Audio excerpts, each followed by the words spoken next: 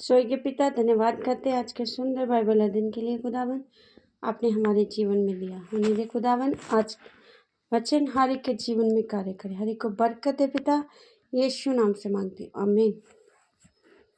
हम पढ़ेंगे 25 अध्याय उत्पत्ति की किताब। अब्राम के अन्य वंशज। तब अब्राम ने एक और पत्नी ब्याह ली और उसका नाम कतूरा था। उससे जिम्रान, योक्षान, मदना, मिदान, यिशबाक और शू उत्पन्न हुए। योशान से शबा और ददाम उत्पन्न हुए। ददान के वंश में अशूरी और लतूशी और लूमी लोग हुए। मिदान के पुत्र एपा, अपेर, हनोक, अयोदा और एल्दा हुए। ये सब कतूरा की संतान हुए।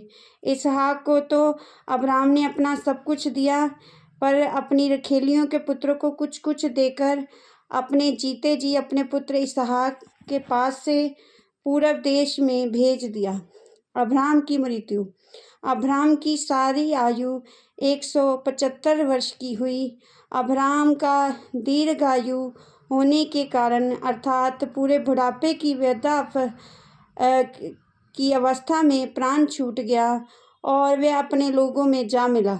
उसके पुत्र इसहाक और इश्माएल ने हित्ती साहेर के पुत्र एप्रोन की मरमे के सम्मुख वाली भूमि में जो मकपेला की गुफा थी उसको मिट्टी दी, अर्थात जो भूमि अब्राम ने हित्तियों से मोल ली थी उसी में अब्राम और उसकी पत्नी सारा दोनों को मिट्टी दी गई। अब्राम ने के मरने के पश्चात परमेश्वर ने उसके पुत्र इसहाक को, जो लहरोई नामक कुएं के पास रहता था, आशीष दी। इश्माएल की वंशावली। अब्राम का पुत्र इश्माएल, जो सारा की मिस्री दासी हाजरा से उत्पन्न हुआ था, उसकी ये वंशावली है। इश्माएल के पुत्रों के नाम की वंशावली ये है, अर्थात इश्माएल का जेठा पुत्र नवायोत, फिर केदार, अदबेल, मिक्साम और मीशा, दूमा, मस्सा, हदा, तेमा, यतूर, मापीश और केदमा। इश्माएल के पुत्र यही हुए।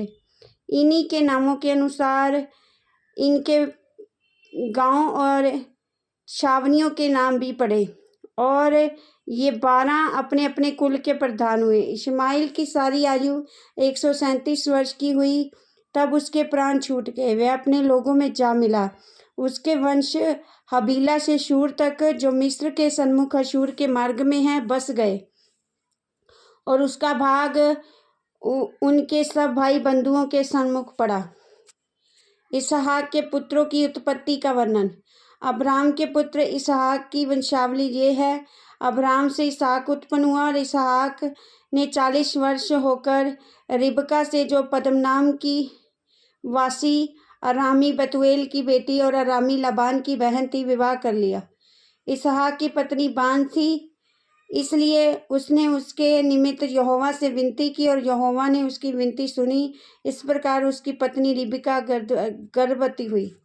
लड़के उसके गर्भ में आपस में लिपटे हुए एक दूसरे को मारने लगे और तब उसने कहा, मेरी जो ऐसी दशा रहेगी तो मैं कैसे जीवित रहूंगी। और वे यहोवा की इच्छा पूछने को गई।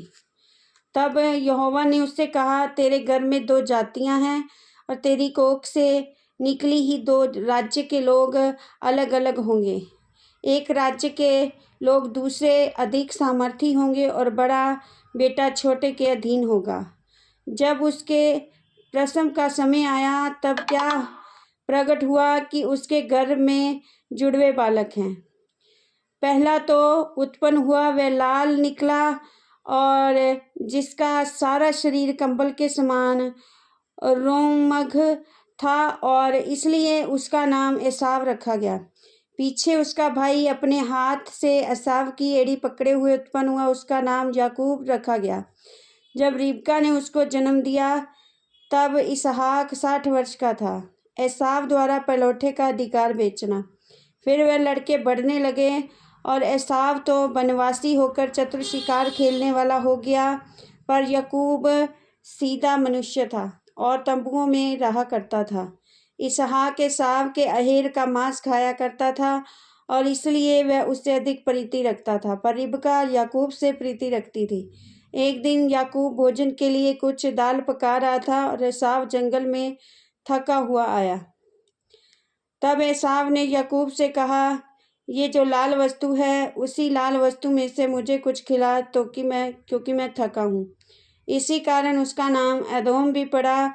याकूब ने कहा, अपना पलौठे का अधिकार आज मेरे हाथ बेच दे। एसाव ने कहा, देख, मैं अभी मरने पर हूँ, इसलिए पलौठे के अधिकार से मेरा क्या लाभ होगा। याकूब ने कहा, मुझसे अभी शपथ खा। अतः उन्होंने उससे शपथ खाई। उसने उससे शपथ खाई और अपना पलौठे का अधिकार याकूब के हाथ बेच डाला।